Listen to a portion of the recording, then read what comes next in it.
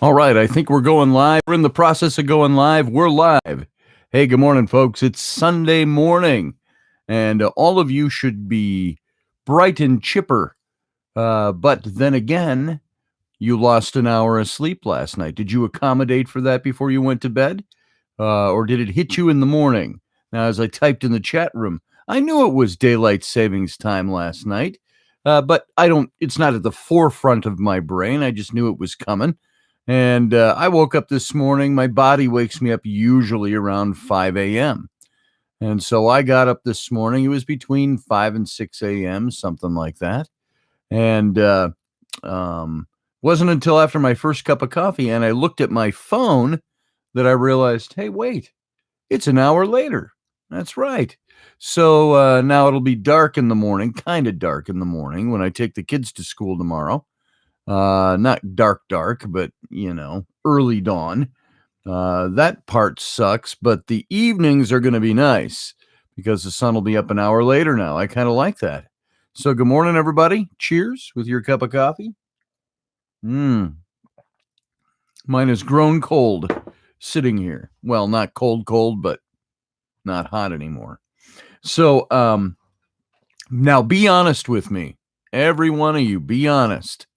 Have you ever had those days where, well, at night, you wake up at about 2:30 in the morning and you go, I don't think I brushed my teeth today at all. And you get up at 2:30 in the morning just to eradicate the little sweaters that your teeth are wearing? Yeah, happened to me last night.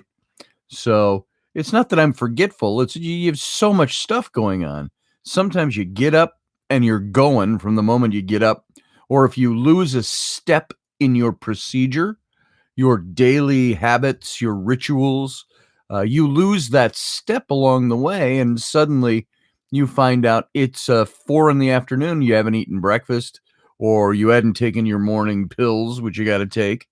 If you're anything like me, all the hoard of pills I have to take every morning, and it's a handful. It's a literal handful. Now, I've never looked into if I'm not supposed to take them together, but I've been taking them all together. I got like 8 pills. You just go wonk and you down them, and they're all for various things, of course. So the older I get, the more of a medicine chest I become. And so I'm looking into ways to help eradicate that. I don't want to have to do that. I don't like doing that. I don't like taking pills. I don't like being a walking pharmaceutical maven, whether I like it or not. So here I'm just getting all my settings going here. So anyway, hey, good morning, Audrey. Nice to see you. Jerry Armitage. Good to see you, brother. Been a while since I've seen you live.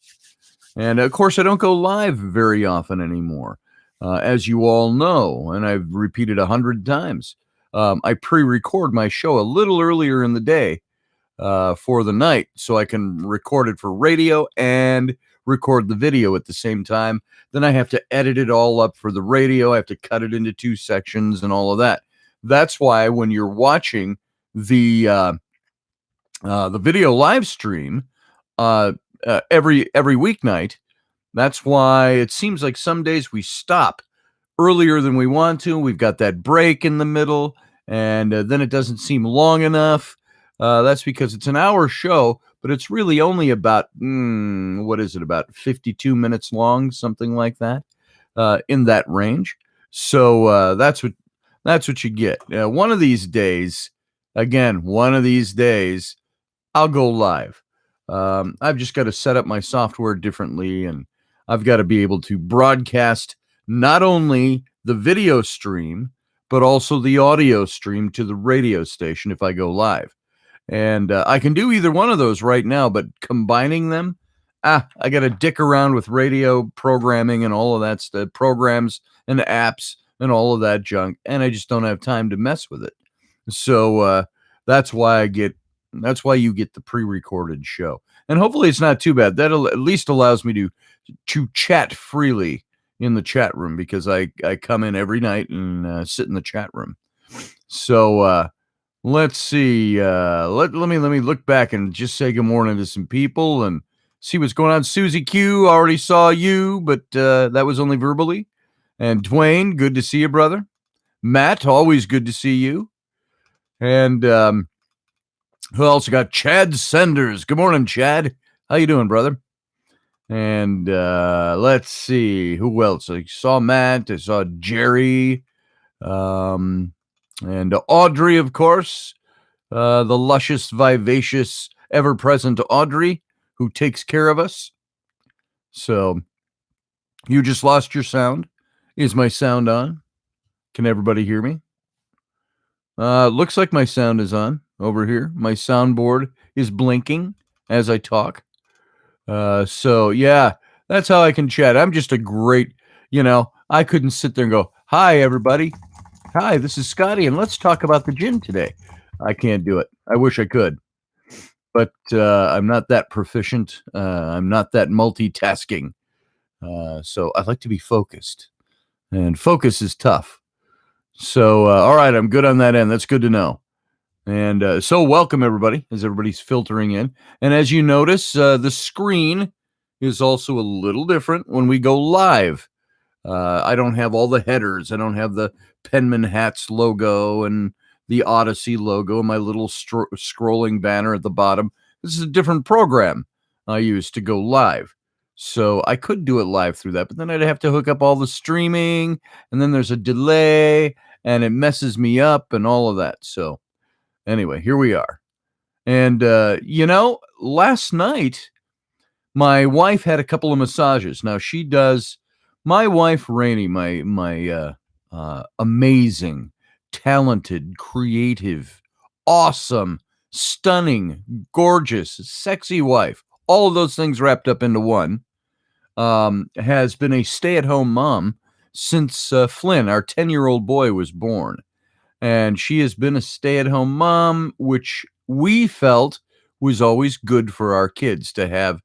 And I'm not so woke to political correctness that I say, well, any parent can stay home as long as it's, it works for some people, but I think kids need their mom's mother better than dad's. You hear that? There's a quote for the century. Mom's mother better than dad's. Dads were like, hey, let's make up some mac and cheese and shut up and eat it, and let's go sit and watch some sports or TV or Star Trek or whatever. And dads parent differently.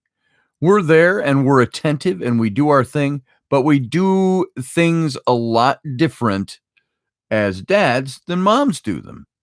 Moms are loving and nurturing and all of that, and dads are like, suck it up, buttercup. Come on, life is full of crap. You're gonna have to learn early how to manage it. Or kids are fighting, and mom is like, mom can get upset with that, but mom is like, now let's get this figured out. And dads are like, hey, all of you shut up. And if you don't, the beatings will commence from the smallest to the oldest. I don't care who, because when you're a parent, you no longer are concerned with justice. You're concerned with what makes quiet. So that, and, I'm a little tongue in cheek this morning, but you get the idea. Men and women are different. We're physiologically different. We do things different. So all of that to say, my wife has been a stay-at-home mom for 10 years, not because I forced her and you're under my thumb. Woman, you will stay home. You will cook. You will clean. I don't do that to my wife. If I did that to my wife, she'd beat me. So we share responsibilities. She is more the home stuff, but I'm here all the time too because my office is here. And so I'm here 24/7. I'm in this house. And so I've always said, rather tongue-in-cheek, the most beautiful, wonderful thing about being working for myself is that I'm always around my wife and kids. And conversely, the most hideous thing about working for myself is I'm always around my wife and kids. So we're always together. We're always here.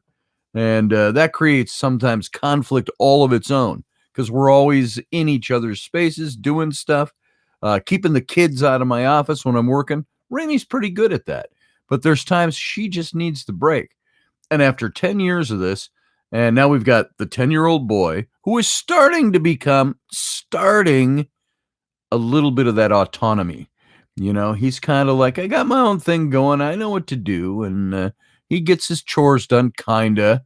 It's still a fight to get him to work on his room, but he does his own thing. The middle child is always angsty. It's either she's totally loving and totally perfect, or she's always angsty. Nobody cares about me. Dad, you haven't taken me out on a date for days. Things like that, the drama queen. The little one, of course, Ellery, my 5-year-old, she is the undisputed queen of the universe. And if you dispute with her, she will let you know. And so my wife has gotten to the point where it is time, as Rafiki said in The Lion King. It is time. And she started stepping out doing some of her old massage therapy work. She got a couple of not contracts, just contacts with some of the hotels in Stillwater, Minnesota, right across the river. And so she is on their schedule, and a couple of days a week, sometimes 3 days a week, she'll go in and she'll do a couple of massages. And it's like she told me in January, she said, oh my God. She said, I made $1,000 last month, which was nice. Sometimes I have my low months doing what I'm doing as a freelancer. We had the whole fourth quarter of 2019 from late October to the end of December where I didn't have a single new project come into the doors. And if it did, I can't remember it. It might have been a logo here and there. And it was like a wasteland. There were tumbleweeds blowing through my office. But my wife doing massages really started to help that. It added to the coffers. And it gave her a little spending money as well. So she was out. Here's the whole reason I gave you that background. Last night, she was gone from about 4 o'clock in the afternoon until about 8 o'clock last night, thereabouts, because she had two or three massages all lined up at this hotel. And so she came running, and I'm sitting here at my desk. I had fed the kids. They're out. I'm a dad. I fed the kids here. They're watching a movie or something on TV, sitting on the iPad. And I'm back here, and I'm lining stuff up. And Rainey comes running in the house. I hear her all the way out there. She goes, Scotty! She yells, come outside now! And the kids are all yelling, Dad, Mom needs you outside. And I'm thinking there's an emergency. And I'm barefoot. And I didn't have my glasses on. I just bolted up and I ran outside because I thought there was a problem. And I go, what? And she's like, come over here. And she's standing in the yard looking at the stars. Now, mind you, winter is just exiting up here. And we've had enough warm days that all the snow is gone off of the lawn, other than the big snow banks. And so I said, I'm barefoot. And she said, you got to come here quick. And so I run out there barefoot onto the once frozen tundra, now starting to melt away. And she said, do you see them? And she saw what she described as UFOs. There were 6 of them, little lights all in a row, 6 of them, moving from whatever big planet that, looks like a big star is directly in the west at about 8 o'clock at night. I didn't look this up yet. I wanted to say it was Mars, but it might have been Jupiter. It was big. And she said it was just to the north of that, moving north. She saw a string of 6 lights. Now, you've all seen satellites where they're just those little tiny pin lights, and they don't, zigzag around. They just go in this smooth, straight line. And what she had were 6 of them all moving in a straight line going toward the north is what it looked like. And I couldn't see them. I didn't have my glasses on. So I had to run all the way. So I said to the kids at the door, and I'm over there and I'm squinting. I'm trying to see. And I go run and get my glasses. Where are they? Well, I think they're on my desk. They weren't. There's my glasses. Now I can see. I don't like them on when I'm doing radio because I'm old and I have bifocals now. So this is for driving and watching movies. This is for reading on my computer. So if I had these on and I wanted to stay in focus, you'd be looking up my nostrils through the whole show. So we'll finally get my glasses, and by that time they're gone. And Rainey posted that on her Facebook. I just saw my first UFOs, and she posted a picture which was just a black blur and a blurry big star, which in the corner, which was whatever planet was out on the west. And so you couldn't really see it. But then somebody came in later and said to the north of us, somebody saw 5 of them in a string moving across. So very easy, or very interesting, I think. I wish I'd been able to actually view them, because my eyesight isn't bad, but it's bad enough that I can't see little pinpoint stars. Especially there was a very light, wispy, not an overcast, but some clouds up there. And those light, wispy clouds just obliterated anything I could see by the naked eye. And so, other than the big planet. So I thought that was pretty cool. If anybody out there in this region, it would be, let's see, we're just east of Minnesota. We're across the river and a dozen miles in to Wisconsin. So we're about 12 miles from the border. And then over the border, you start to get into the outskirts, the eastern outskirts of the Twin Cities area. So I don't think it was that far, but who knows where people saw them. But if you were in western Wisconsin and you saw something in the sky last night, get a hold of me and let me know. So I thought that was pretty cool. And she was just excited as hell because it's her first UFOs. And I haven't really seen any UFOs that I know of. I went once down to a UFO conference I want to say it was in Arizona. And that night, somebody took us out with night vision binoculars and military grade. And you look at the sky and you see the stars. You could see an occasional satellite. But with the night vision goggles, you could see all kinds of things. Straight lines and zipping around, making right angles and changing. They were all over the sky down there. And you couldn't see them with the naked eye. So it's very interesting. Let's see. SpaceX launched a Starlight satellites as they orbit in a line. MUFON receives multiple reports every time the string passes. Maybe that was it. I don't know, because it looked like, according to what Rainey described, what you see when you see a satellite, but there were 6 of them in a row. That's interesting. Bernard says in Australia, there's a Southern Cross. Perfect 2 stars at the bottom. Looks like one, and yeah, the crown of thorns went red, but there's like a double that I wish I had my granddad, Ed, to point it out. Yeah, have any of you seen the Southern Cross? I mean, if you're not in Australia and down under, as we got several people from New Zealand and Australia that listen to this show. You've probably seen it, and it's a normal fixture in your sky, like the Big Dipper is up here. But one time, not one single incident, but when I was down in Honduras, which is equatorial, down in the Caribbean, near north of Honduras, out on the islands there.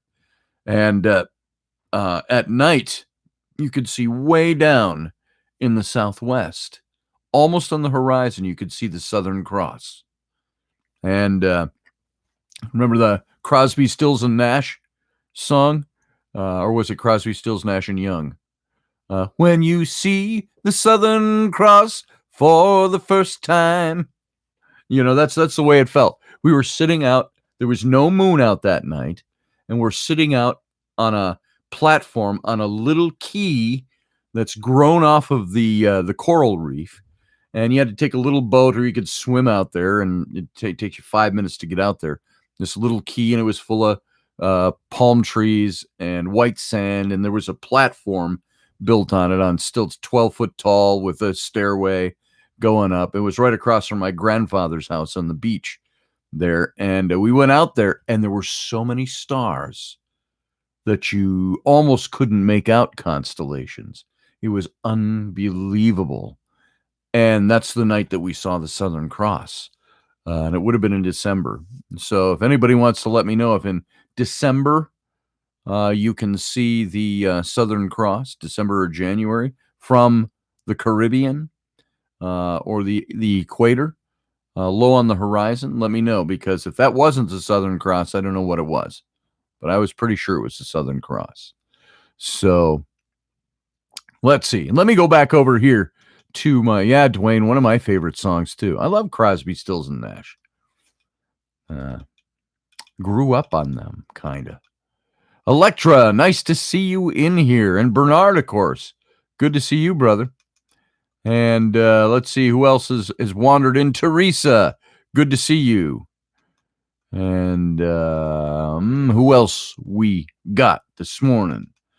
Joyce Marie, good to see you. And if you're talking about, you said I want to go there, you're talking about Australia, New Zealand, I would love to go to Australia or New Zealand. Kenny, last night, the Sirius Dog Star was the brightest that he can remember. I didn't get That's that. it. Could you try again? That's my Siri. My Siri just likes to, just start talking to me. I'm not sure I understand. I didn't need you. Let's see. Sorry, I didn't need you. It's no problem. Oh, and she's so polite. She's so nice. Oh, my phone's sitting way over there. I don't know why Siri went on. I must have said something that sounded like calling out Siri. So, hey, Jessica, nice to see you. And let's see, anybody else new in there? So I'm just looking through, seeing if there's anything really cool on here to be said. You know what? How many of you have, not to get into this kind of talk, but we all have this stuff. How many of you have little physical tics or ailments or things that seem to be chronic or continuing or perpetual? I've had, when I was in the Marine Corps back in 2003, not 2000, I'm sorry. Jeez, I skipped 2 decades. Back in 1983, somewhere in there, I was in, and I broke a bone in my lower back during basic training. And I was put up for a month trying to figure out what was wrong with my lower back. Nobody did any x-rays. They did like chiropractic manipulations. They put me on bed rest. They put me on muscle relaxants.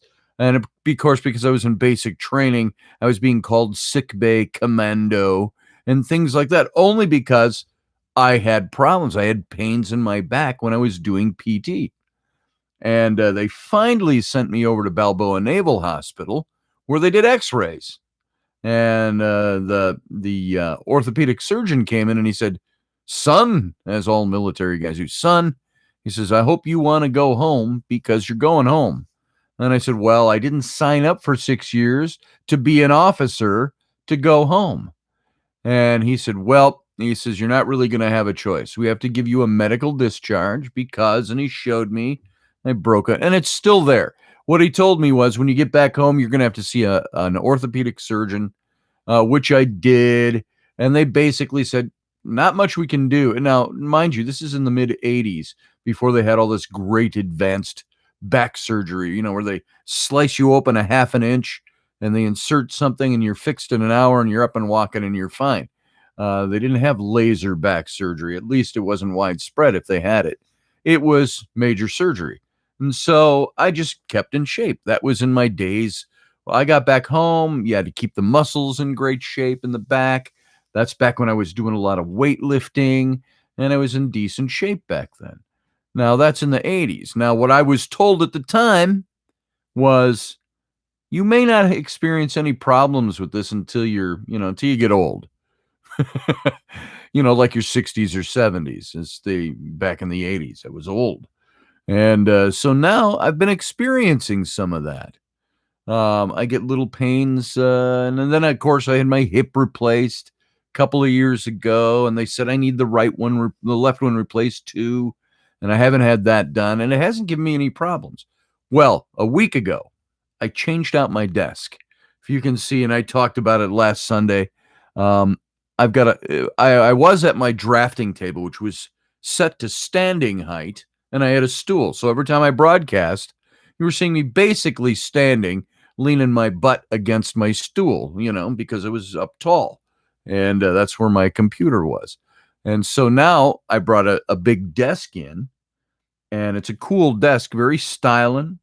It's got kind of this light gray wash on it for color, and a glass shelf beneath. But it's regular desk height.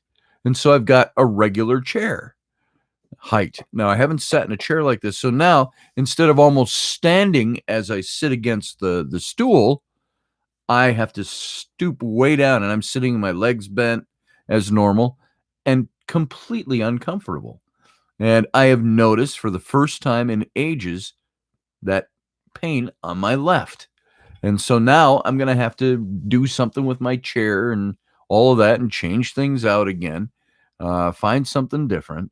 So, but have you ever had that? I got that going on right now. A major discomfort in my lower left back, right behind my hip is where it is. And so I'm hoping I'm not exacerbating the left hip, because I don't want to go through another hip surgery.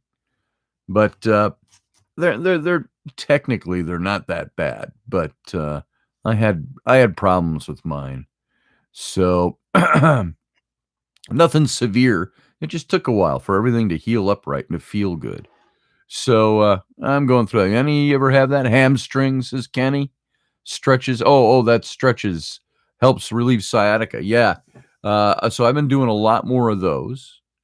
I find my foot falls asleep fast when I'm sitting here at this desk, and I've got to do weird contortions to move things around to sit just right. So I got to find something. I got to do something, or else elevate just my computer and get a higher stool in here again. Chair X. I'll look into it. I'll see what that is. Let's see. Teresa said I look great. Thank you. And let's see. Walking more does it? Yeah, of course. Yeah, any kind of exercise helps that out. But I'm exacerbating. I sit so much for my job, not just doing radio. I could set this all up and stand and do radio, like talking at a microphone for an hour, doing stand-up. But I sit so much because I sit and draw. And so that's why I had it at standing height, so I could stand a lot of the time to do my work.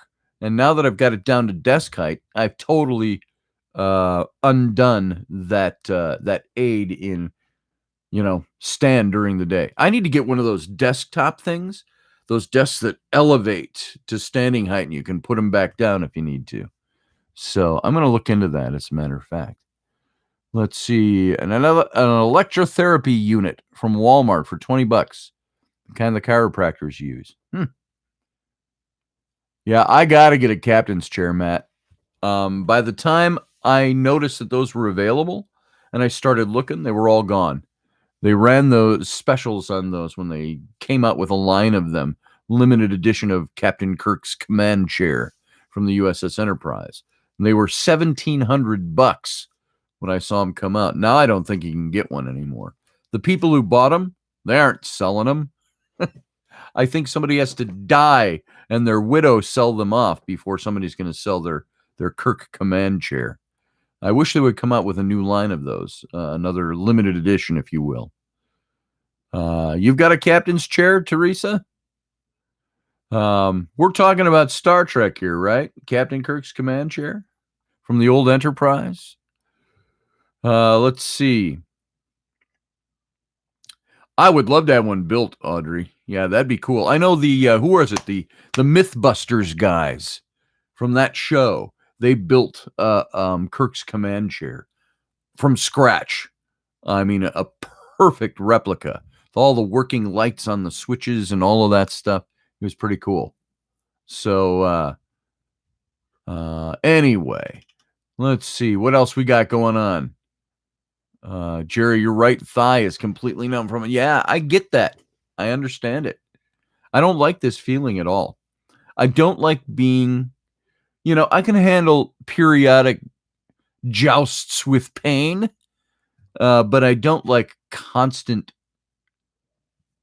niggling, numb pain. It's something that's there all the time. And it's like, damn it.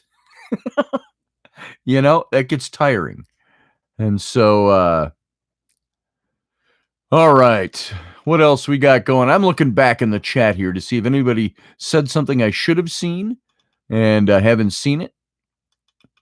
Let's see. Bernard from Australia says, yeah, stretching sleep on hard floor can be good. I signed up refrigeration apprentice, came same time older boys, said I should army cause I'm protective. Jen, they said go apprenticeship, loved me. Bernard, I will tell you this. I love you, brother. I'm so glad that you come and you post a lot of comments on the video when I'm doing the radio show. And half of the time I don't like it or give it a thumbs up, or I just give it a thumbs up because I know you're there and you're making the effort. But I don't understand half of what you're putting across. Sometimes I'm not quite sure what direction you're heading with what you're saying. So forgive me if I misinterpret anything you say. That's why I don't comment much on your stuff, because I'm not quite sure sometimes the direct message you're trying me to pick up. So I don't know. Do you do like I do? Do you use like a voice to text? When I voice to text on my phone, it's supposed to be this great tool.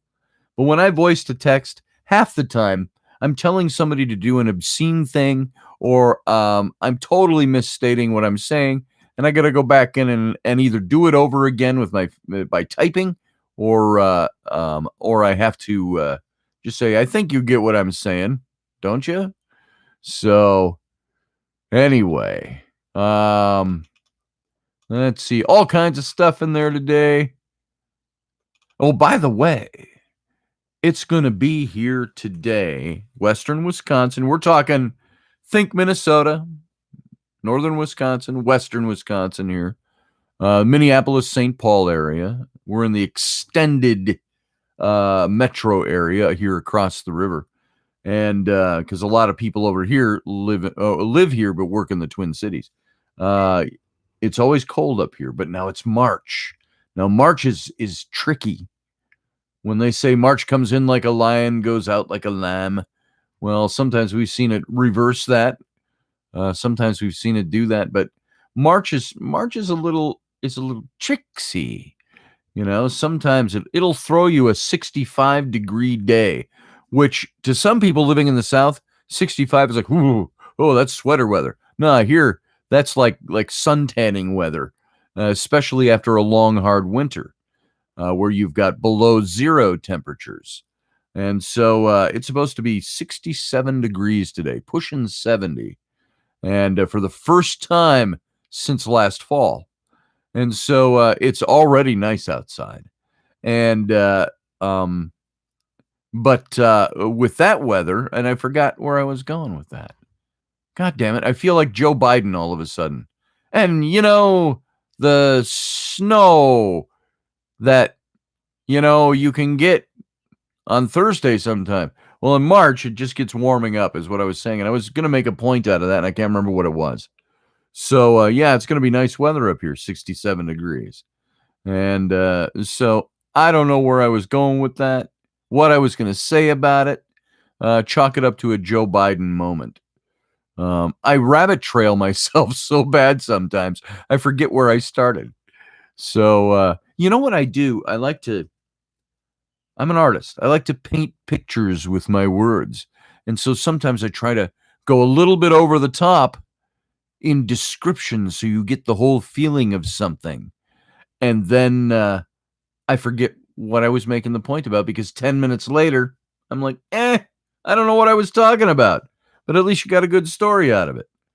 So it's spring up here, and there's some reason I was mentioning the weather getting warmer. I don't know what it was. I see somebody's talking to Rocky. Is Rocky in the room? Rocky Stochi's in the room. Shut up. So, anyway. Yeah, poor Uncle Joe.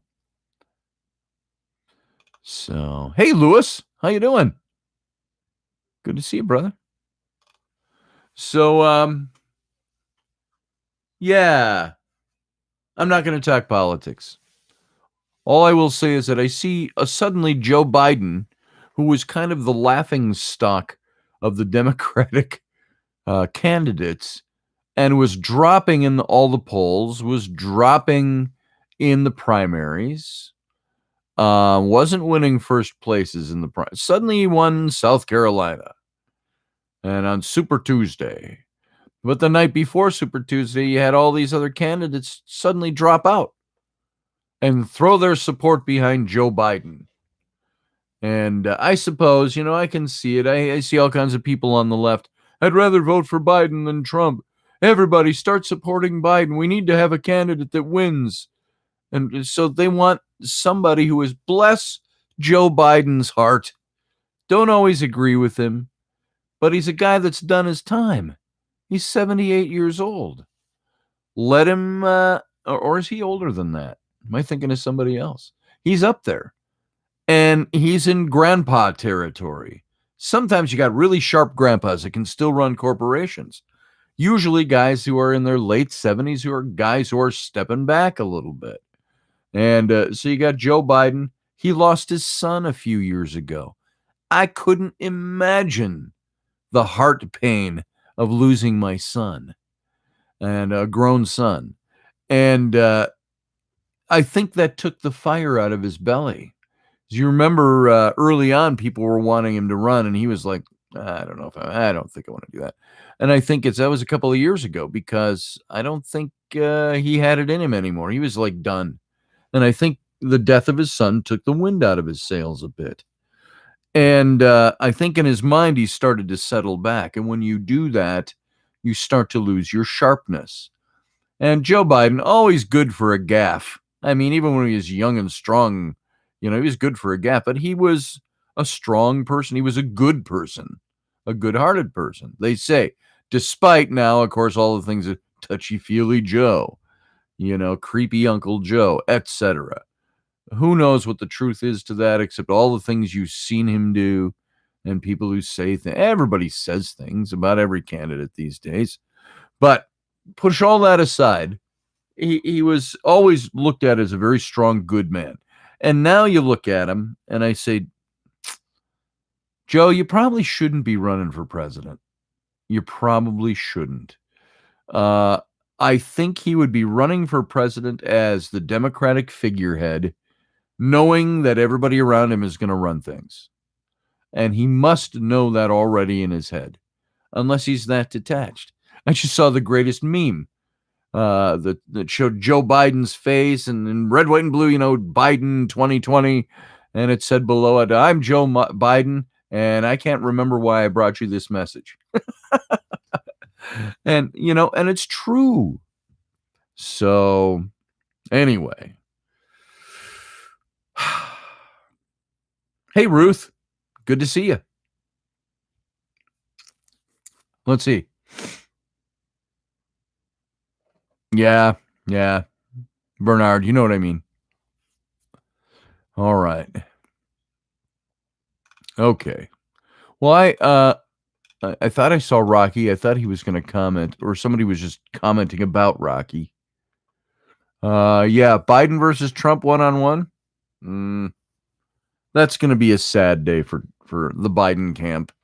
Unless Joe pulls some kind of magic rabbit out of the hat, stumbles across a jinn who gives him mental acularity. I don't know. I think he's going to have some issues. Trump's a tough one to go up against one-on-one, no matter what you think about Trump.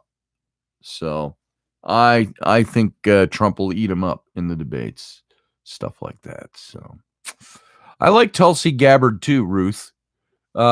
She stands for some things I don't agree with, she's a lot more centrist for the Democratic Party. And what bothers me about Tulsi Gabbard is that she is good enough that if it came down to it, and that's where I had to put my vote, I'd have no problem voting for Tulsi Gabbard. Even though I don't agree with her on everything, and I don't agree with all of her principles and so on, but I don't like the way she seems very closed out. It was, what was the Democratic Party saying? Now that Warren and, Harris first and then Warren and now Warren, who was Klobuchar, that there's no women running in the Democratic Party. Well, Tulsi Gabbard, while she's low in the numbers and delegates, she's still running. But the Democrats don't like her. You know why? She's not leftist enough. But she's running as a Democrat. I have a lot of respect for her. So she hasn't been given a fair shot. No. And of course, the rules to be in the debates, the Democratic debates, the rule was you had to win at least one delegate in one of the last Tuesday caucuses. And she did. But then the DNC changed the rule after that. And so they didn't allow her to be in the last debate. And now the Democrats aren't going to have any more debates because they've got Bernie and they've got Biden. Bernie, bad for America. I'm sorry. Freedom of speech is fine. You can believe what you want, but we don't need a president in the office that is as close to socialism as we've ever had. We don't need that. And we're not going to get into why this morning because that's not what I'm going to talk about today at all. So Bernie's never going to make it. And all the young people, the groundswell of youth support for Bernie, what is that? Is it because youth want everything given to them? Is that what it is? Believe we should have I saw a great interview with a guy, I can't remember his name, in Sweden that said everybody hails to Sweden as being the picture of democratic socialism. He says that was an experiment we tried for about 2 decades and we left it behind. Sweden is not a democratic socialist nation. They tried that and it didn't work. It failed. They're a capitalist country, is what they say, with some socialist aspects. But they manage it well. And let me tell you this. I don't know what you all think about healthcare. I'm going to leave this out there without getting into details of how it would work. I don't think there should be anybody in this country who gets left behind, who falls between the cracks. Now, should the federal government be running healthcare? Absolutely not. That's not what the federal government was meant to do. Can individual states run healthcare? Yes, because they are independent states with their own constitutions. It does not violate the Constitution of the United States for a state to come along and say, we're going to have healthcare for everybody and tax it in our state. It's only if they are inviolate of the federal Constitution that it could be a problem. Right now, I'm in Wisconsin. There is state health care here, and you're covered 100%. And that is by the state constitution.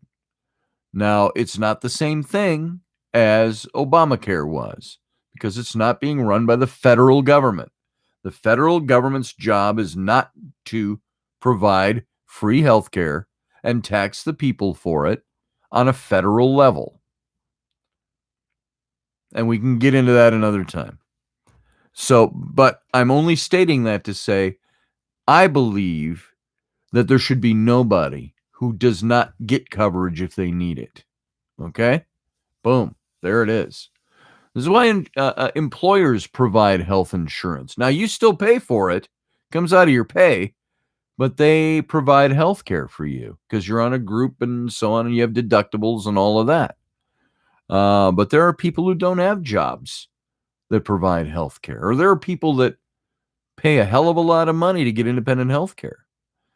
So states for people under certain income levels, like the state of Wisconsin, I don't know what the income level is. I think it is you have to, as a family, I think it's make less than 39,000 a year or something like that. Or is it 42,000? You have to make under that level to be eligible for state health care, because they figure a family, if you have one or two incomes, if you're making less than that, you're having a tough enough time already. That's where they put the rules. So nobody should be without health care. Yeah, KT Emma. I cringed when Joe Biden touched Pete Buttigieg's back. How you doing there, Pete? Ooh. I'm sorry. I wonder if Pete liked it. And we're just making fun. I don't care that Pete's gay. I think the nation, I'm going to parrot some things I've heard from conservative pundits. I don't think the nation is ready to elect a gay president. Doesn't mean there's not people who, it doesn't mean that there aren't people exist that have no problem with him being gay. Anybody being gay. If somebody wants to be gay, that's your choice. It's your orientation, whatever. I got no problems with somebody being gay, but I can tell you what, I don't think the nation is ready to elect a gay president. Now, is that bigotry or racism? It's not really racism, but is that a problem? No, I don't think it's a problem. I think it's just something that has to come along. As far as women goes, I remember Hillary Clinton. Don't you? One of the reasons you should have elected Hillary Clinton, don't you think it's time for a woman to be in the White House? Well, yeah, maybe, but not you, was my answer to that. I've never had a problem with that. There were women running for president in the 60s. Do you remember Shirley Chisholm? Black woman running for president in 1968. I remember that. I remember seeing the ads on TV when I was a grade school kid. So, and KT Emma, how you doing, by the way? Just want to say good morning. Roger Rabbit, I see you there. Good to see you, Roger. Nice to have you here, brother. And let's see. I don't know if anybody else is in that I may have missed along the way here in my yammering. But I wanted to mention one other thing I did this week, and many of you who are on my Facebook have seen the picture that I put up for it. I was invited to go to the birthday party. Excuse me. I don't know what I'm burping up. I haven't had anything except coffee. I was invited to the 80th birthday party of my former 5th grade teacher, Joseph Sacco. Now, let me tell you, 5th grade for me was 50 years ago. I was 9 years old in the 5th grade, and that's when Joe was 20 years older than I. He was 30 years old. He was my 5th grade teacher. And I didn't have a father at home. He became like a father figure to me. He was very inspiring to me, supported my burgeoning art as a 9-year-old kid, and was always there. And I remember I talked to him a couple of times over the years after I graduated from college and all of that. I graduated high school. I went to college. And I bumped into him a few times. I was in the old neighborhood once, and I stopped in the old elementary school, and there he was standing in the front office, and we said hi and talked. And maybe once every 10 years, I've connected with him by phone or email or something. And his wife sent out an invite a few weeks ago, inviting me to his 80th birthday party, which was Friday night. And so I went. And it was so good seeing him. And we talked for a bit. And, of course, there were 100 people there, so it was packed. And I bumped into a couple of people I knew from way back in the day. Grade school to junior high school to high school. I knew these guys. And one of them was a guy, and he was in advertising. He was an artist, too. And so we reacquainted that on Friday night. So that was pretty cool. And so I thought it was really neat. It's you never know how much your life will influence others. Joe Sacco, you got to have a special gift to be a school teacher to squirrely fifth graders. But that's what he did. And he impacted a lot of lives and was a very influential man. And there's a great picture of him over on my Facebook. If you scroll down a couple of posts, you'll see the picture I put up from Friday night. So it was a great time. It was great seeing him. Jerry says, I had a teacher like that. Great teacher. Made you want to learn. I seen him about a month ago. He's touched so many people's lives. Yeah, there are people like that. Matt had a small engines teacher just like that. A good man that impacted many lost youths. Yeah. With Joe Sacco, it was interesting. He was my fifth grade teacher, and they moved him to sixth grade the next year because the front office thought it would be good for him to remain the teacher for certain troubled boys, and that had really latched onto him, and he'd really been a help to. I didn't get into his sixth grade class, and I was really disappointed about that. I must not have been too troubled, but they put him in place like that so he could follow and be there for these kids who were having trouble. And so that's the kind of guy he was. He influenced a lot of lives. And Ruth says her art teacher in high school was awesome. Favorite teacher in the world. See, I would love to I could be a teacher. I would be a history teacher, but I don't want to teach kids. I want to teach people. I would be very comfortable in a high school setting or in a college setting being a teacher. I don't want to teach little kids because you know what? I don't want squirreliness. I want people who are engaged in learning. And usually you don't get that until kids start getting a little older. College teacher, yeah, I could do that. I could be a college professor. So anyway, let's do a couple of readings this morning. We haven't gone quite an hour yet, and what I want to do is I don't want to stay too long because it's going to be really nice today. Well, thank you, Audrey. And yeah, Jerry, I know what you mean. If every teacher was like him, there would be no dropouts. That's exactly it. So, let's see. Chicks would line up. Oh, yeah. No, not anymore. But you remember the old the first Indiana Jones movie, Raiders of the Lost Ark? We had all the girls, they would paint "love you" on their eyelashes and blink at them during class and stuff like that. So that was kind of funny. But anyway, let's do a couple of readings this morning. If anybody would like a reading, let's start out doing a couple. Let me know. I'm not going to stay as long today because it's going to be really nice outside today.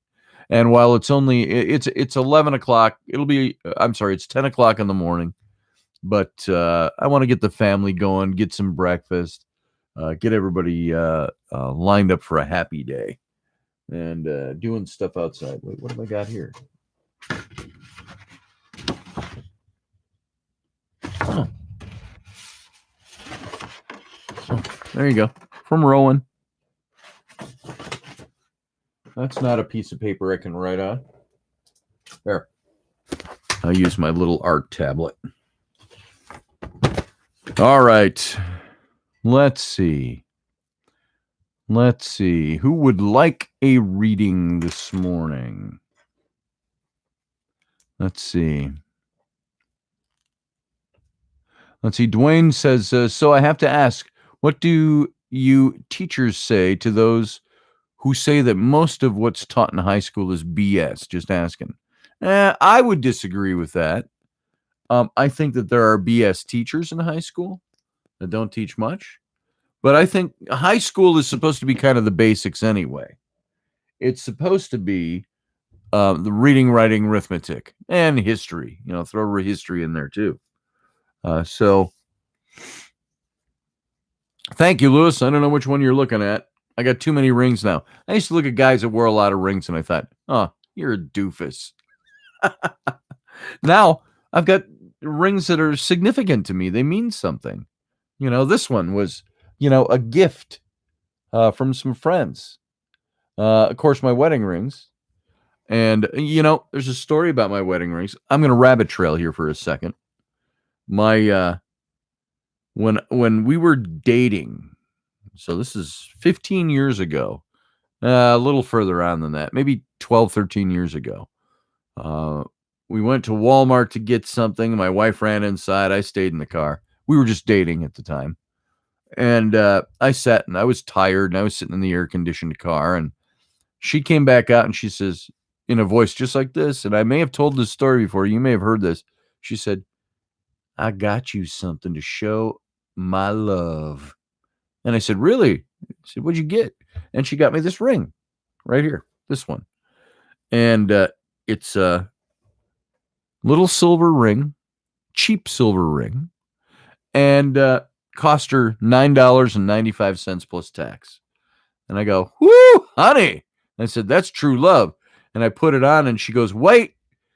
She says, "I also got you the matching Zippo lighter." And it was one of those silver lighters that go chink, chink, chink, chink when you open them and shut them. Old-fashioned lighter. And I said, "Oh, that is true love." And so when we got married, she wanted to get me a nice ring. And I said, "Nope, I want that one. I'm keeping that one." And then she had this one a couple of years ago done at a Renaissance Festival. It's all worn down now. It's where he took an old coin, and flattened it and made it into a ring. She got one with, I think it had my birth date on it, or birth year. And so I just put that on too. So that's my wedding rings.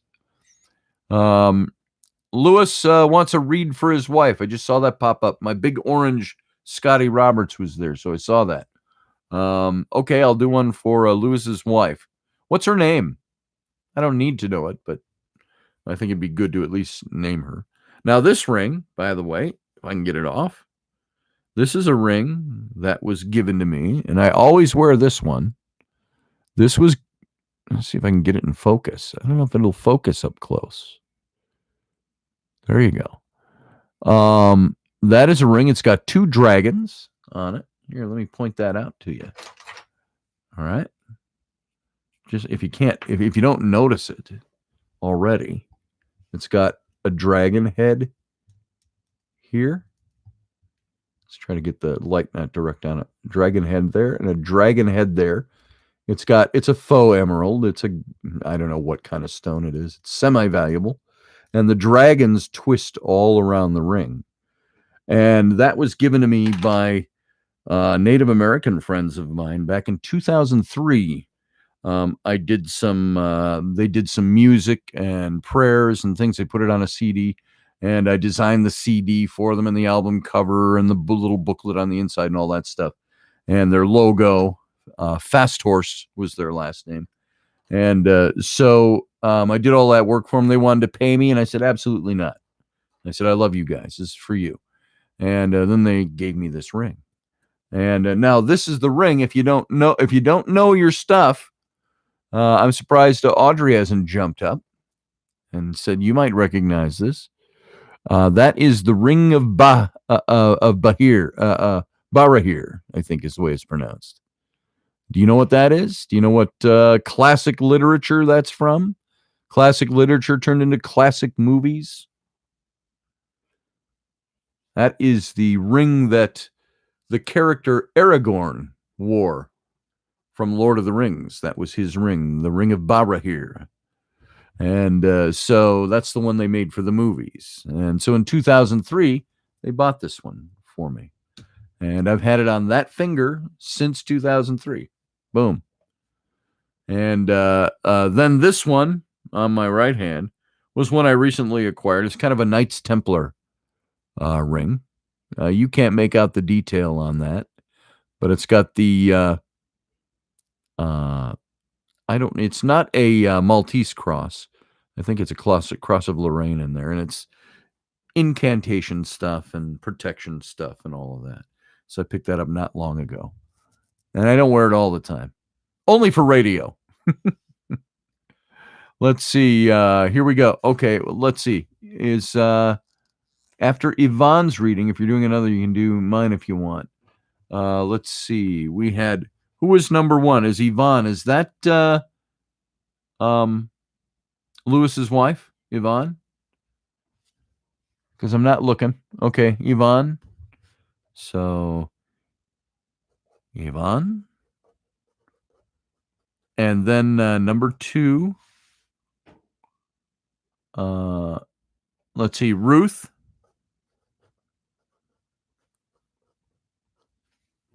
And did I see, did KT Emma ask for one in here? I think she did. I thought that went by my head somewhere in there. So I've got Yvonne, Ruth, and Kay right now. And we'll hold off on requests right now. Let's see how far along we get before I take any more. And let me set this off to the side over here so I can see it. All right. Let's do a few readings this morning. And maybe bug out a little bit early today. We'll see how it goes. Unless we're just flowing and there's time for more. All right. This one's for Yvonne. Yvonne, Lewis's wife. You didn't request it personally. Lewis did for you. So I'm going to make sure mentally I've got your permission here. So let's shuffle up for Yvonne. And let me get my mic cord suddenly dropped off of the stand here for some reason. All right, Yvonne, let's roll here. I'm going to shuffle up for you 3 times.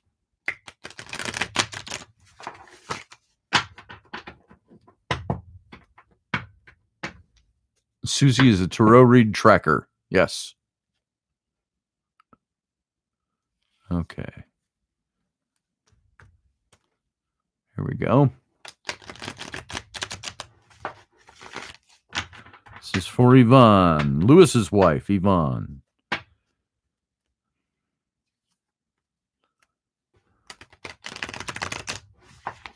All right, Yvonne, I've got them all shuffled up for you. Now, if you were here, I'd have you put your hand to the deck and cut it for me. So I'm going to cut it on your behalf.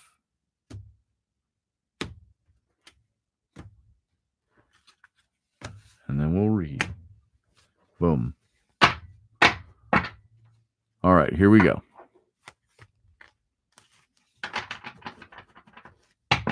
All right, Yvonne. I'm going to lay out 3 cards, tell you what the positions are, and then we'll come back and read them.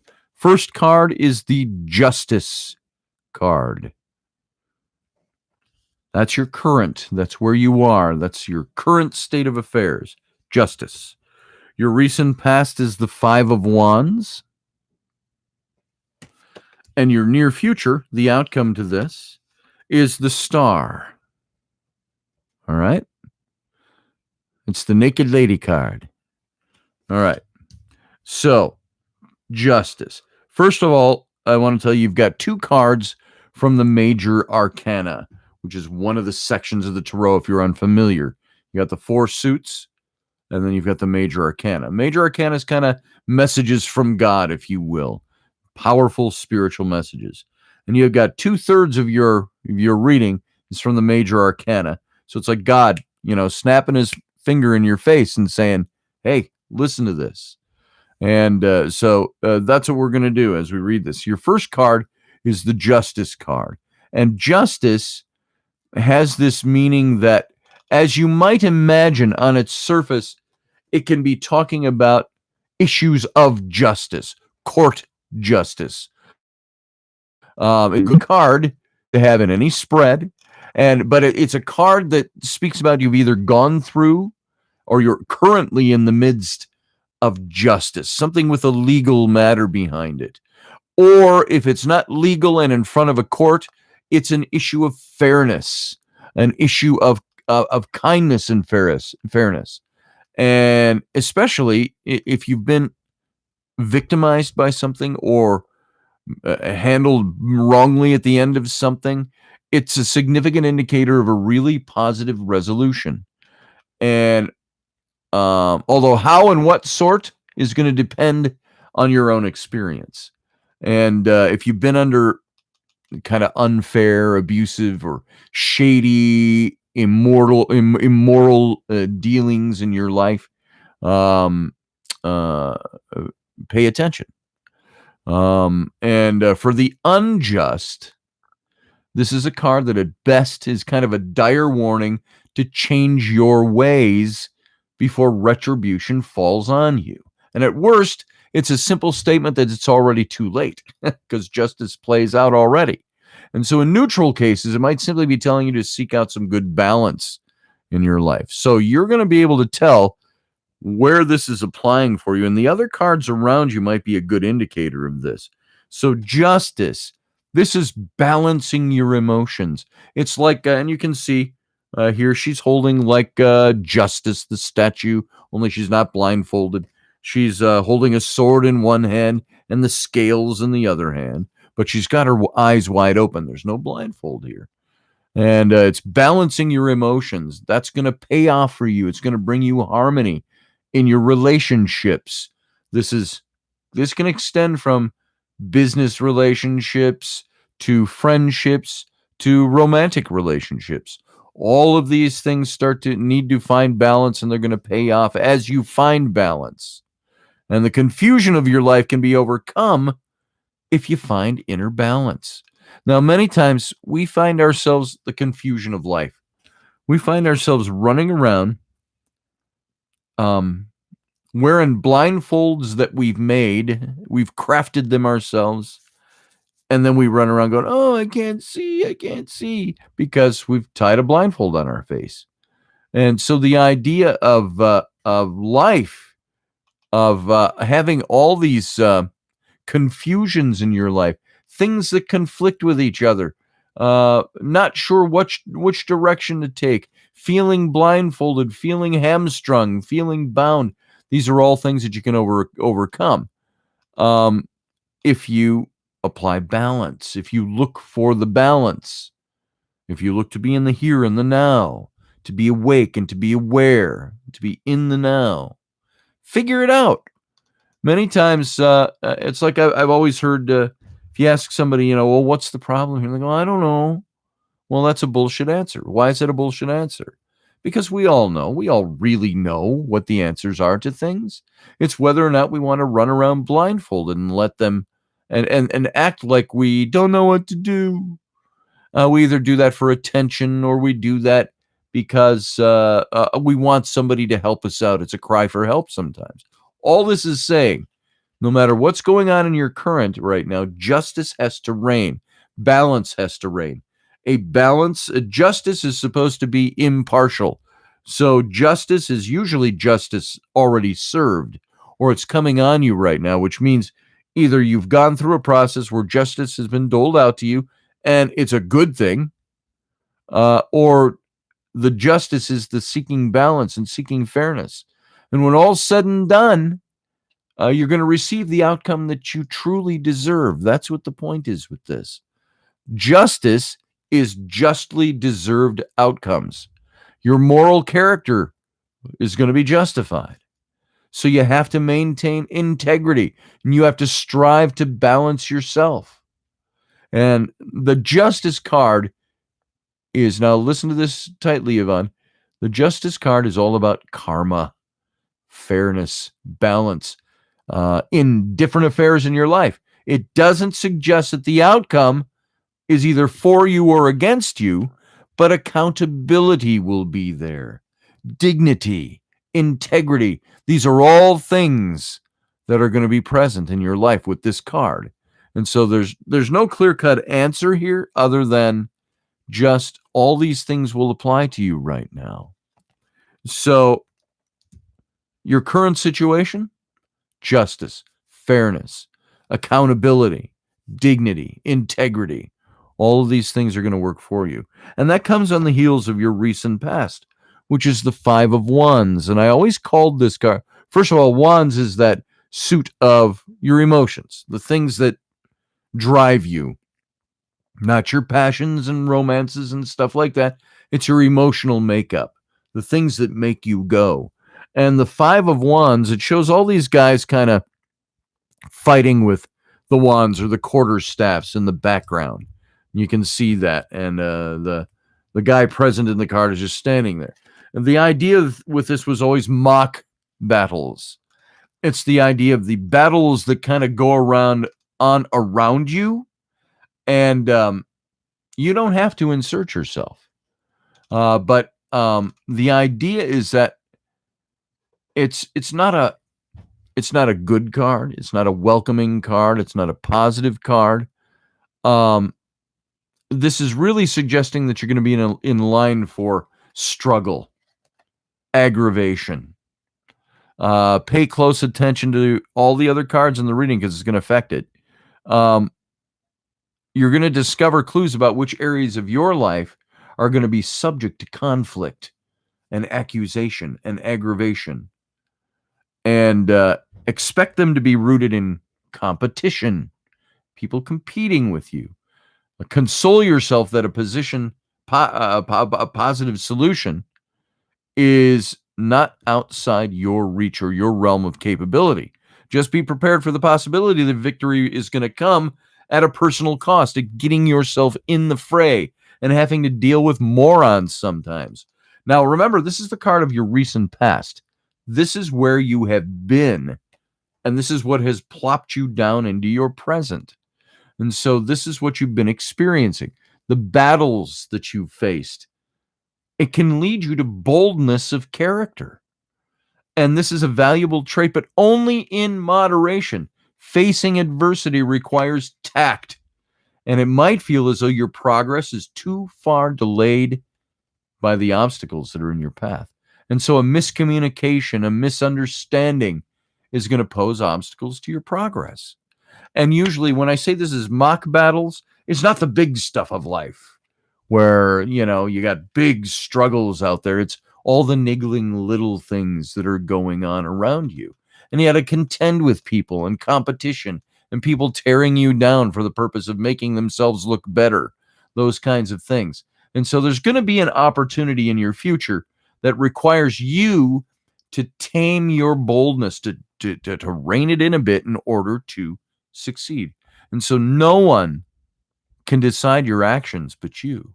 So you have to rely on your strength of will to achieve balance and progress, and the balance of the card on your current, the justice card, seeking fairness and balance and integrity and all of these stuff, having justice served.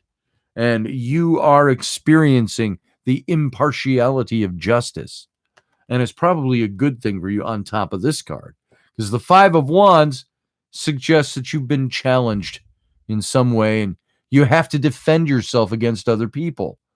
And it brings with it feelings of struggle and anxiety and overall unease with internal battles that are yet to come. And the negative foreboding that is presented in this card is real. The good thing is that it's in your past. And so what's interesting, you've got these two cards together. You've got all this struggle, all this annoying, aggravating stuff that you're fighting, competition, people challenging you, whatever, battles. Then it puts you, this is your past, and it led you right into your current, which is justice, which is overcoming those battles, finding fairness, finding balance, and all of that. Now, the interesting thing is that your outcome card, your near future card, which I say is not a crystal ball prognostication of your future. It is all the energy that's going on that's in these first two cards is pushing you in this direction. And this is the card that you get. You get the Star, or the Naked Lady card, I like to call it. And the Star card is the card of really having overcome listen to me, of having overcome things, overcoming hardships, moving on from them. The Star, the presence of this card in a reading signifies a period of respite, renewal. The renewal might be spiritual, it might be physical, it might be both. It's a particularly positive sign if you choose to follow that it's either you or someone close recovering from challenges, from setbacks, from maybe illnesses. It's a light in the darkness. It's illuminating your future and your past, and it's based on things that you've overcome. It's about moving on from hardships from the past to begin your renewal. At the end of all struggles, there's peace. And you can rely on your inner strength and your external support systems. So you've had these mock battles going on with the Five of Wands, these conflicts, whatever they are, whatever form they're taking, but you're going through a period in your current of justice, and it's moving you into the star, renewal. Consider balance and restraint when finding solutions to your current problems, is what the star says. The right amount of help and encouragement is going to bring harmony and happiness to your circles and the people you influence. And the time of your renewal is approaching.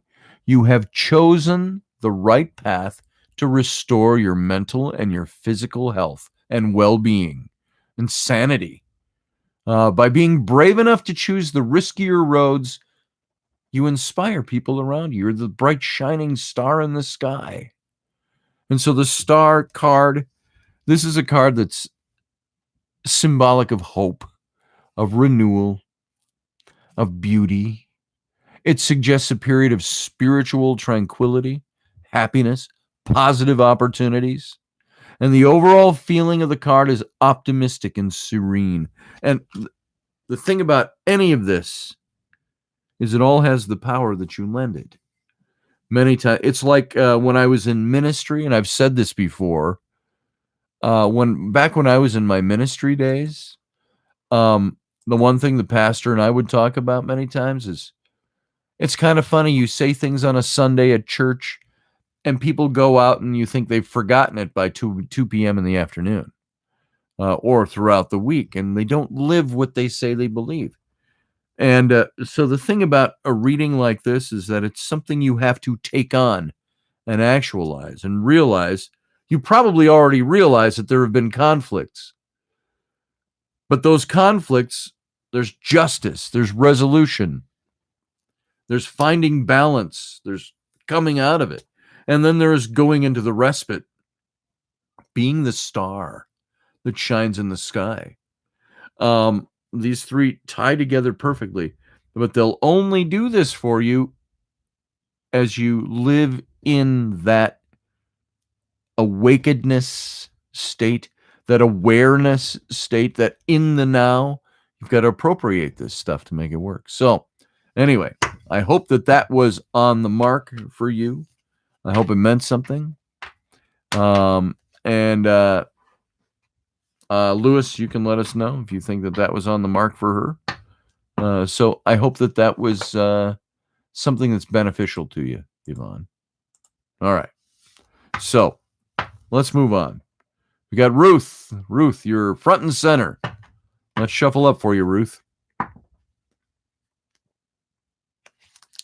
All right. This is for Ruth.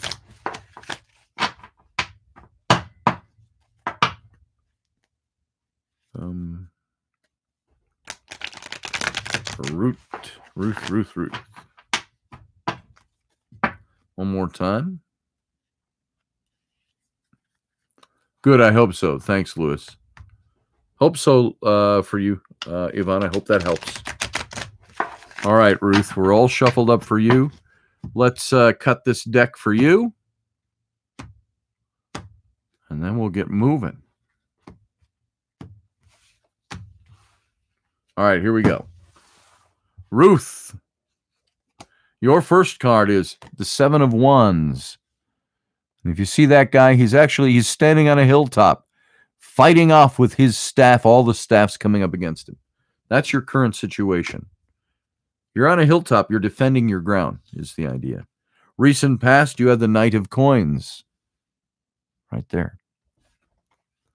And your near future is you have the Six of Cups, what we call the nostalgia card. Now, the Seven of Wands, I said you're sitting on the high ground, and you're defending your ground is the idea with this. And you have all these attacks coming up against you. Now, they could be And so they could be disagreements. They could be deep personal things. They could be all different kinds of things that are going on right now. But what this is that you are alone, like on the king of the hill. You're the king of the hill here. And you have great reserves of courage. You have perseverance to see yourself through difficult times. You're defending your position. And you might not be aware that you possess these qualities, but you're going to find yourself needing them really soon. And expect conflicts, possibly small, not big stuff of life, but the little niggling, criticisms and blah, blah, blah. You know, the kind of stuff I mean. Possibly small, but more likely they're going to have some significant effect on you. And it's not certain where they're going to arise, but there's doubt. There's no doubt you possess the ability to overcome your adversaries. Because here you are on the hill, defending your corner, defending your position as king of the hill or queen of the hill.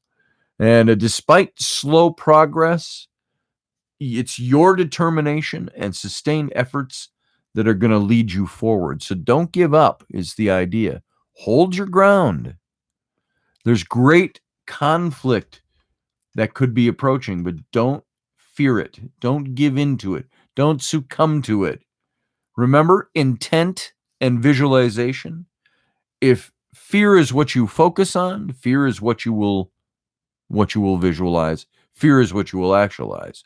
And so through courage, you're going to overcome whatever hurdle this is representing, and you're going to experience major change in your life as a result of it. So you have to continue to believe in yourself, to believe that you own that top of the hill. That's your spot. Nobody should be taking it from you. And if they attack you, you can defend yourself well. And the odds might be against you, but you have the power to beat them. So the courage to fight on and accept your challenges is going to lead you to a really bright future. So you are currently, right now, fighting off.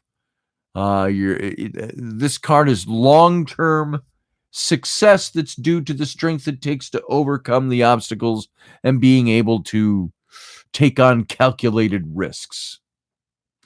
And using courage to stand up for yourself. And what's best is what the card's really all about. Stand up for yourself and for what's right and what's best. Maintain your position. Maintain your corner. You are in a position to defend yourself, to defend your corner, and stand for what you believe, whatever the situation is. All right?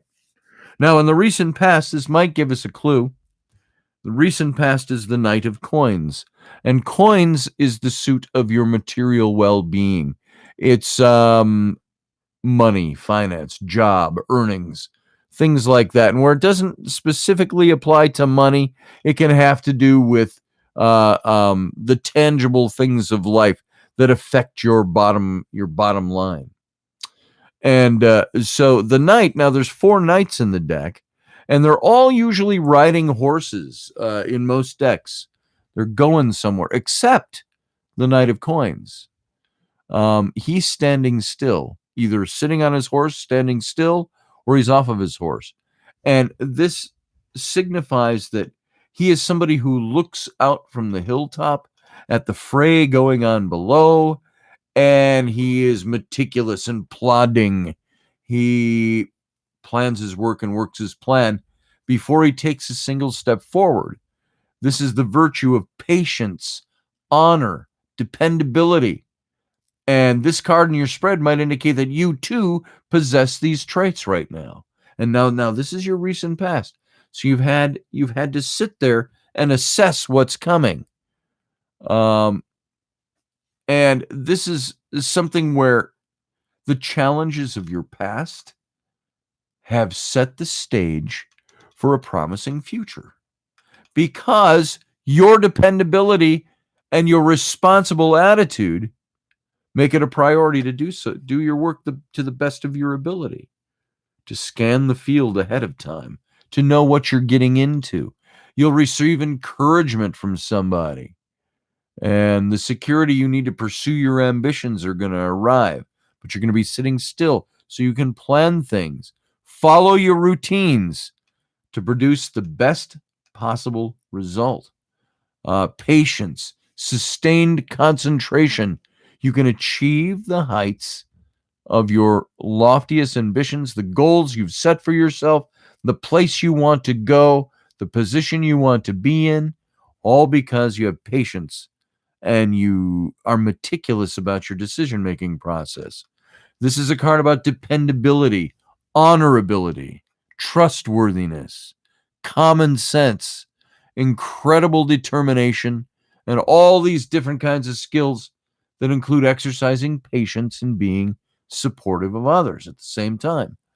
Positive things coming is what this card is. If you rely on what you know and you plan your work your plan meticulously. And that has led you to your current card that's the criticisms, the fights, the struggles. You've got to defend your ground and be patient, and it's going to work for you. But this is leading you into a card that seems totally different than the other two. And it's in the cups, which deals with your passions. It can be your romances. It can be the things of your life that are going on. And this particular card, the Six of Cups, I always called it the nostalgia card. And it's rooted deep in your past, this card. That's why they show children here. But it's a card that's closely bound to your happiness. It suggests that your family, your old friends, perhaps even past lovers, are in the process of adding greatly to the joys in your life. And this card may also refer to past efforts, labors of love, personal projects rewarding you, usually in an emotional sense rather than a financial sense. And so where you had that financial in the past, that thing that is the nuts and bolts of life, the material aspects, you're defending your ground in the current, the outcome is more emotional. It's more passionate. The past has brought you many rewarding experiences, love, success. Don't linger too long on what's in the past, though. You got to move forward with your achievements. It is also, there is a darker side of this card, in that this is the card that says, do not let the past set you off course in your present, because you'll miss the mark in your future. So these are the things that have happened to you, good or bad. It's okay to look back at them and draw the energy from them, but not to allow them to take over in your present. A good example of that flip side of this card is it's like saying, now this is not what I'm saying your situation is, but it's like saying, I love this person. I think I'm falling in love with them, but the last person I fell in love with hurt me terribly. Therefore, I'm going to be very reserved, and I'm not going to take that risk. I'm not going to be vulnerable.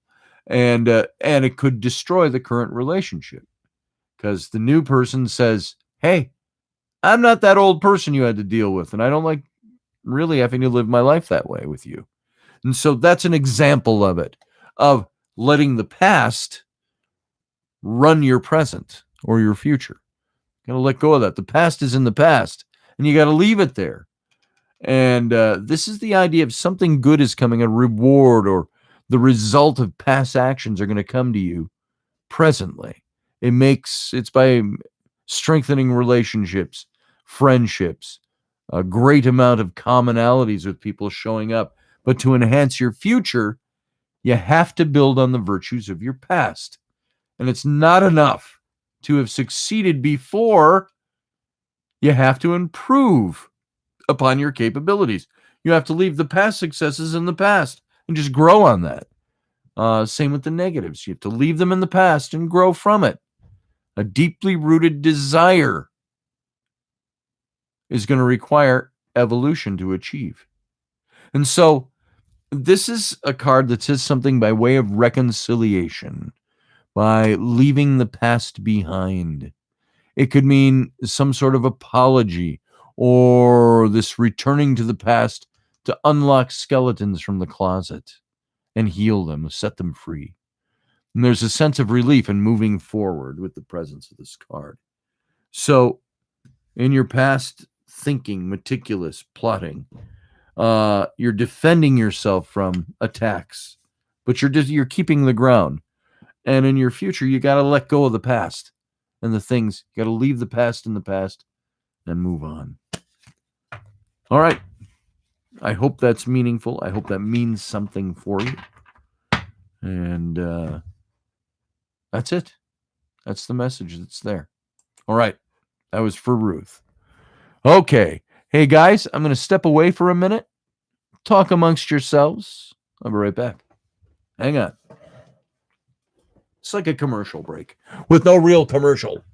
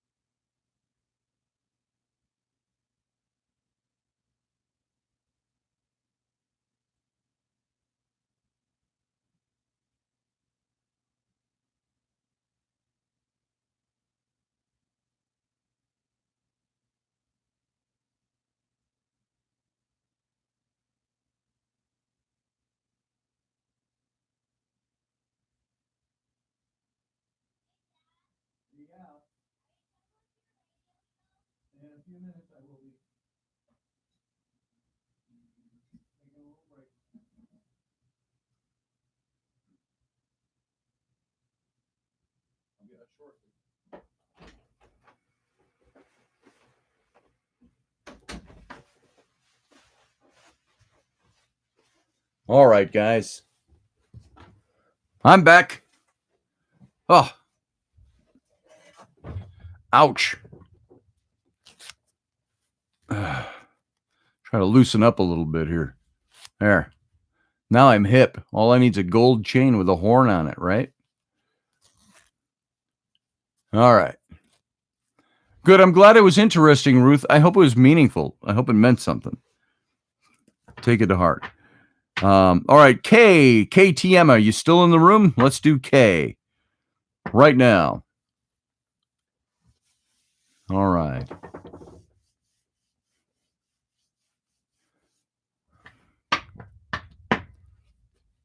Ruth, I haven't seen Michael around for over a month. All right. What'd I do? Oh, Electra. Yeah. Electra, this is for you. I need music for that. I could do my cowboy thing. With the lasso, you know? But I might throw out a hip. There you go.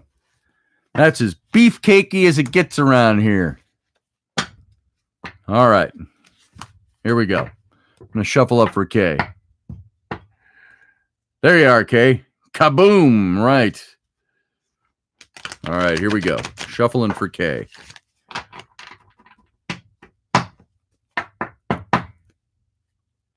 Yeah, J.V. Johnson bumper music.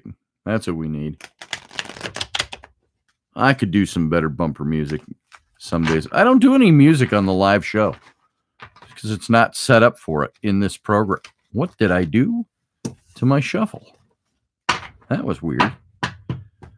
Cards wouldn't go back together. All right. One more time.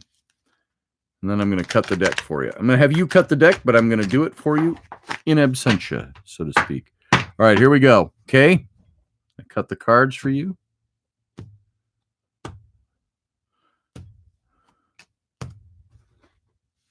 Here we go. You ready, Kay?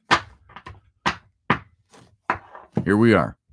Your current situation is the Knight of Swords. Now, swords is the suit of conflict. It's the suit of authority and power.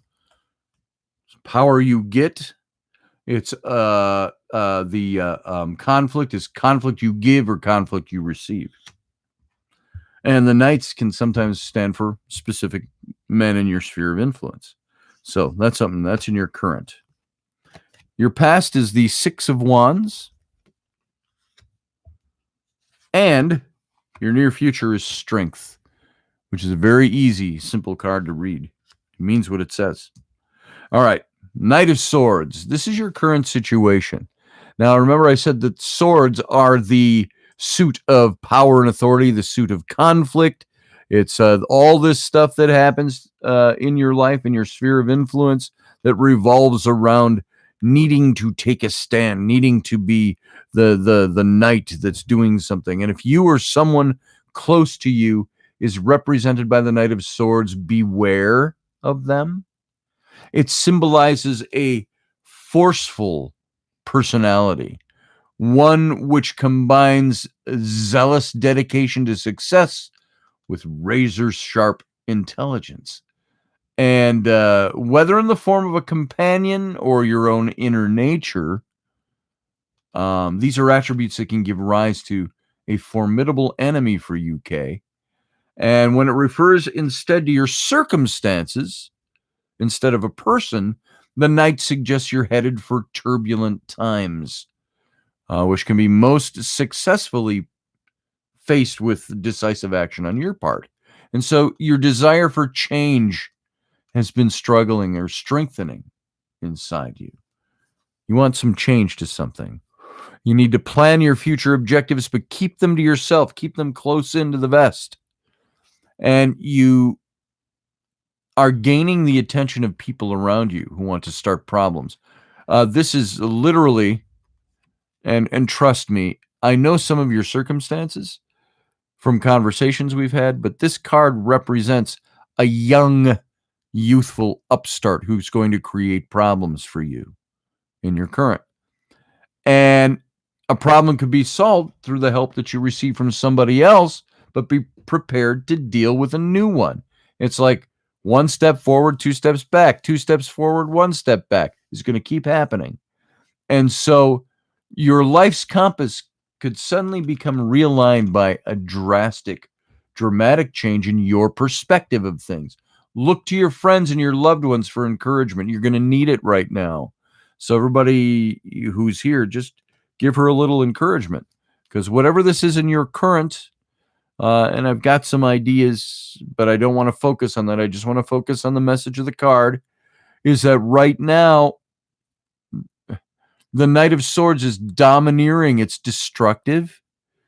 He takes control of a project or a situation, but in kind of a ruthless manner, without feelings. It's a portent of unexpected loss, of conflict. It's a need to establish your own ideas, your own boundaries, your own beliefs.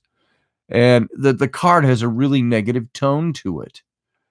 And so in your current, you've got somebody, if you look at the card itself, I mean, it's depicted by this, I want to say strong, but not arrogant. I don't, as strong and confidently strong. And he's got that sword, his grip on that sword of conflict, of authority. And so this is what you're facing right now. But by the looks of your outcome card, this could be you. You're the one that has the strength and the grip on the sword. And it's the things that you are doing are precipitating the dramatic changes. And that's not saying it's good, that's good or bad. It's just saying you are the one that very possibly is pushing this. You're the one who maybe creates the conflict or has to deal with the conflict presented you. But you have the grip on the sword. And so it's you who is looking for a new perspective in this. And it leads you into that strength card. So it's conflicted strength and conflict into pure strength. But let's start with the card of the past first. This is what led you here, is the Six of Wands. And the Six of Wands, very simply stated, it's got a bunch of guys that are carrying the flag. They've got the laurel wreaths. It's a card that says that you have been in conflict, but you've won in the recent past. It's like you've won the battle, not the war, but the battle. But celebrate from horseback because you're going to be riding right into the next conflict around the bend, so to speak. Meaning you're not out of the woods, and this is your recent past. Conflict, you've kind of won the day, you've gotten where you needed to be out of it, but don't celebrate quite yet because there's more coming. And that's dumped you off in this present where it's the Knight of Swords. And you're having to take on that role of holding the sword and being the one who might be creating conflict. You know, sometimes we create conflict by doing the things that are right for us, and it creates conflict for others. So you're surrounded by this right now. But the beautiful situation with this spread is that the outcome is strength. And the strength card is simply that. There's not a lot more to it other than saying that you have strength right now. You are the one, it's got the infinity symbol over the head. You are the one who's bringing balance. It's the rawest form of power is strength. And you possess it right now. You're moving into this. You possess the power and the strength. It's a happy card, though. It's not strength in conflict. It's a happy card. It's like you're recovering from something, recovering from injury made to you. And as might be suspected, its influence over you and the use you put to it can trend toward light or dark. But you likely trend toward facing your problems courageously, is what this is talking about. It's head on, it's conquering your problems through perseverance, through power of will. And this is the ability to overcome life's obstacles. And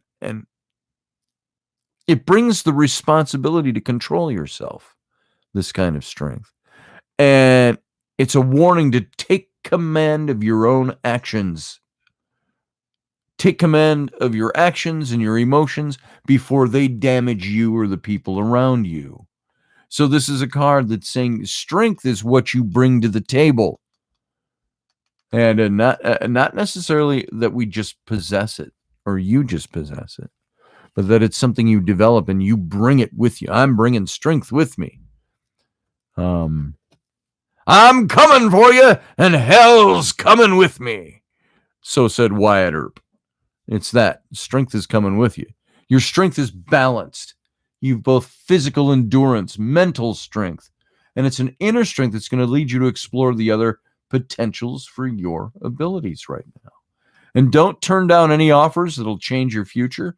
Have faith that in your convictions and be strong enough to trust where you're going to land, where you're going to end up. And this is a strong, energetic release in your future, which will lead you into major life changes. It's a card of not being enslaved to somebody else's command. Not by your leave. It's an older, maybe a little more archaic English way of saying it, but during the American Revolution, one of the phrases was, not by your leave. Meaning, yeah, I'll do what I need to do, but not because you say so. So not by your leave is strong with this. It's an energetic release, and it's a card. This card shows presence of self-assurance, confidently facing your problems. And it suggests a person who enjoys power, but has the capacity to exercise great self-control in all matters. Patience and strength is going to be required of you in all your pursuits right now. So this is a not by your leave card. So you have the strength. You are the knight. You might be bringing some conflict on yourself, but conflict that, like I said, it doesn't mean you're out there stirring the pot. It might be not by your leave. I am who I am, and I have strength, and that could be the conflict, and that creates conflict for you. It could be that people out there are creating conflict for you, and you're going, Not by your leave. Not anymore. This is where I stand. And you have strength. You've won some battles in the past, but there's more coming. But that's what this is. It's brought you into this. So now you have to bring strength with you. And you have to take your stand. There you go. That's what I see. Maybe that's not a bright reading. It's a reading that says you're in the thick. You got some stuff going on that you're in the thick of. And this is a card that says you have the strength and the ability to overcome it, but you take that on. It's like you're taking on the whirlwind. But by taking on the whirlwind, you get to exhibit your strength. So there you go, Kay. Hope that's working for you. I hope that means something and is meaningful for you. Boom. So, it means a lot to you. You're welcome. All right, guys. Yeah, so encourage Kay. She needs some encouragement right now, according to that reading. That's not anything I know. That's just according to the reading itself. So there you go. Folks, I think I'm not going to do any more readings today. I hear the wildness. Where the wild things are is outside my office door. It's going to be a nice day today here. And so we're going to take advantage of it as a family today. And a couple of things this week, 9 p.m.